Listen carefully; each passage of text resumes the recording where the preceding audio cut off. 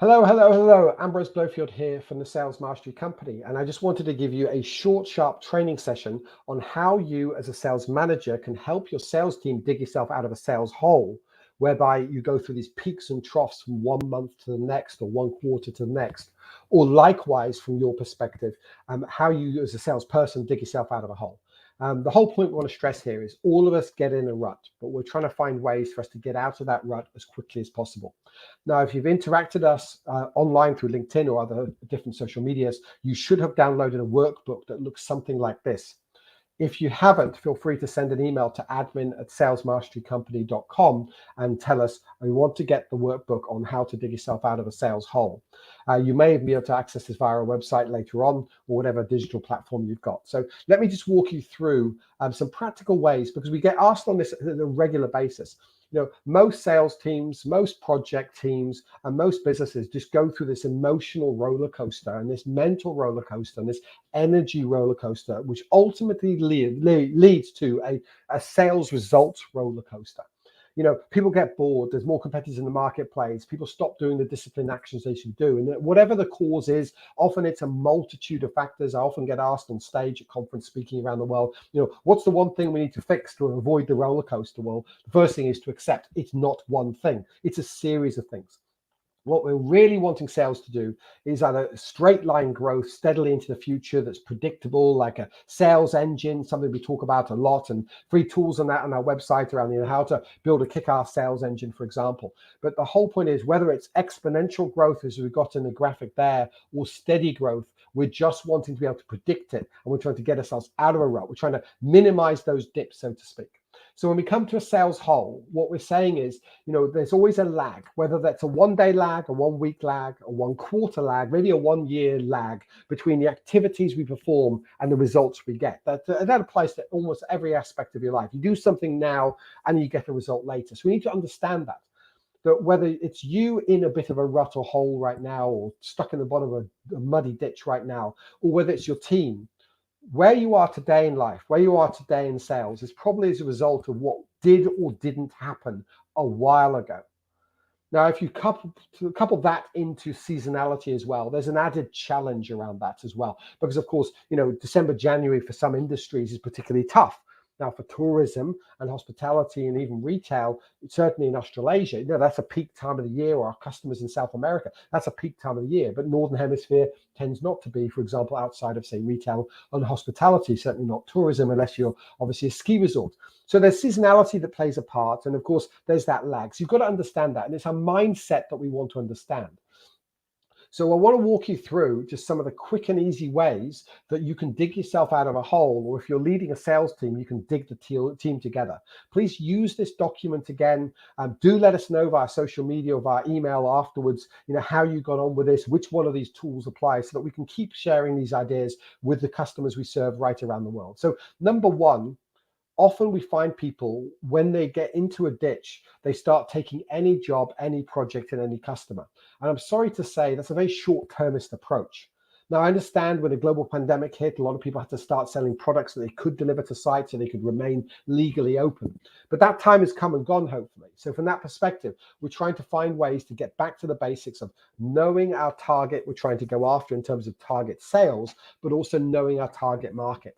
So we can put a lot of effort into the skinny area of target customers that are going to respond to you, rather than to have to establish your trust and credibility. Chances are, when you're in a bit of a sales hole, you won't have much confidence and enthusiasm for life, or certainly not much confidence, enthusiasm for your business life. So from that perspective, you need to get on that front foot and go to people you're going to be confident serving. It's going to boost your morale and boost your motivation.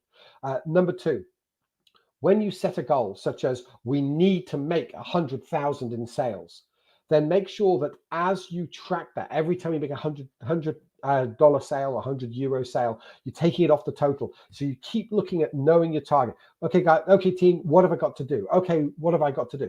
For us, traditionally, December, January are lower months. People often use December to set up plans and sales strategies or marketing strategies for the year ahead. And yes, January often uses to motivate the team and train their team to get them fired up for the year ahead, particularly in Australasia, where 3/4 of our customers are. But for most people, they won't have us necessarily training their sales team in December if it's not planning. So we accept that that's part of it, and we use it for course writing period and things like that, refining our training. The whole point here is building up to that. We know how much money we need to generate for our November, December, January, and we often group those 3 months together and then just count down as we approach the target. That way, every time you turn up at work, every time you look at your screen, every time you look at the board in front of you, you go, that's what I'm trying to achieve. That's what I'm moving towards, not counting up. Otherwise, you'll keep fixating on the sales you have made, not on the sales you want to make. Very important. Likewise, you're going to have to crank up your activity. Now, often people say to us, by how much? A good starting point is to think about trebling your proactive activity. That's a great rule of thumb. It's something we had to use in our business back in the global financial crisis in 2008, where we literally had to do 3 times the number of talks and calls and meetings to produce the results we were producing prior to the economic crisis that hit. Trebling is a good number. Now, if you aim at trebling and you only achieve 2.5 times the output, that's already going to be better than simply saying, let's do double. So again, I prefer you stretch yourself or your team to treble and see how close you can get to that. Next up, small steps win matches. You cannot do one big bite size and go, there's just one client and I'll make up my shortfall. If you're in a sales hole, you probably tried your biggest opportunities and your biggest clients right now. You probably tried that strategy before. So this is the slow and steady wins the race, and slow and steady builds your confidence. So it's important to start with small steps, and it's really important to start to celebrate every success. Every $100 towards 100,000 gets there. You need to do that 1,000 times, and some of the jobs will be bigger. There might be 10,000. All of a sudden, that's a tenth of the way to the total of 100,000. Likewise, it's going to take discipline, which means you're probably going to need some accountability in place for somebody to make sure you're doing the outbound activities, and you must block time religiously for the coming weeks or months to get that cranking, get that sales engine cranking.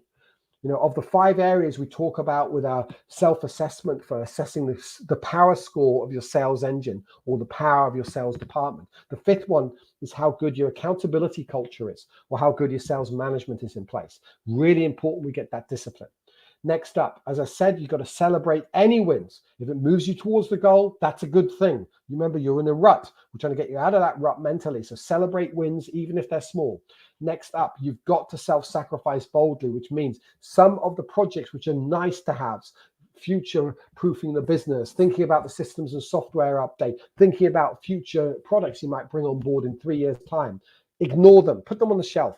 If they're long-term projects, they can keep another couple of months. Let's get us out of the rut so we can assess those projects from a position of confidence so we make the right decisions for the long-term success of the business rather than rush those decisions as well.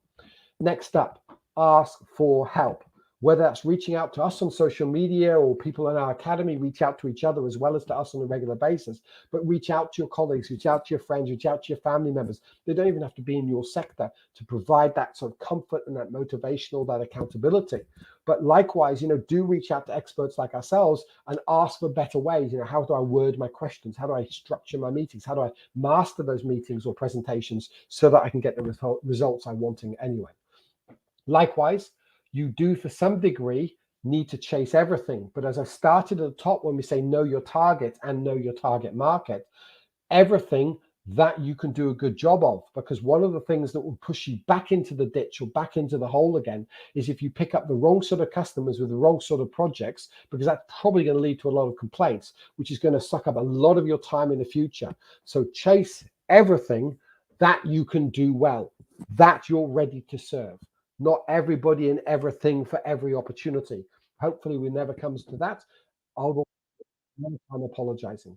And then finally, please, make sure you give. So give advice to others, give time to others, help others. It's a really important thing to keep in mind, because if you're in a position of giving to others, then of course you're in a position to receive as well, because that's the way the world works. So that's a checklist for you to work through. But in summary, sales holes happen from time to time for even the most experienced teams and the most experienced people. The best thing we can do is to stay disciplined while we're winning, so we never get into that ditch or get into that sales hole later. But when it happens, use the checklist together as a team to find which strategies, and then, as I said, share them with us once you found which ones work for you. It's always good to know that, no matter where you are in the world. We'd love to know what sector you're in, love to know the country you're in, so we can start sharing that advice from people in a similar situation. Now, remember, when you find yourself today, it's a result of what happened in the past. It's not a judgment of yourself. So please don't beat yourself up saying it's because of what I'm doing wrong. My attitude right now is causing it. It's the number of reasons that have already happened. So you can't do anything about that. But every time you dig yourself out of a sales hole, A, you'll probably learn the disciplines and habits you need to stop yourself getting into the sales hole in the future. And B, you're also strengthening your mental resilience. So that when you have setbacks in your personal life, setbacks in your professional life, you're able to weather the storm a lot more. Now, this topic, like many of the ones we share on LinkedIn Lives and through YouTube and other channels, comes from our Sales Academy, also our Sales Mastery program. If you do want to talk to us about extra ways we can help your business, click on the link in the workbook and book yourself for a free sales strategy call. We'd absolutely love to work with you moving forward and possibly give you sounding board and advice free of charge simply by registering. You do, of course, have to make sure that the business owner or sales manager is present on those strategy calls. So we're helping the person who can most impact the business. Like anything in life, we prefer that protect you from these challenges. We prefer that you never fall into a sales hole and you have those disciplines in place. But if that's the case, you probably wouldn't be watching this video. We are all guilty of getting into that down cycle. We're trying to minimize that and bounce you back as quickly as possible using these techniques from today. I've been Ambrose Blowfield with the Sales Mastery Company. Be sure to take action.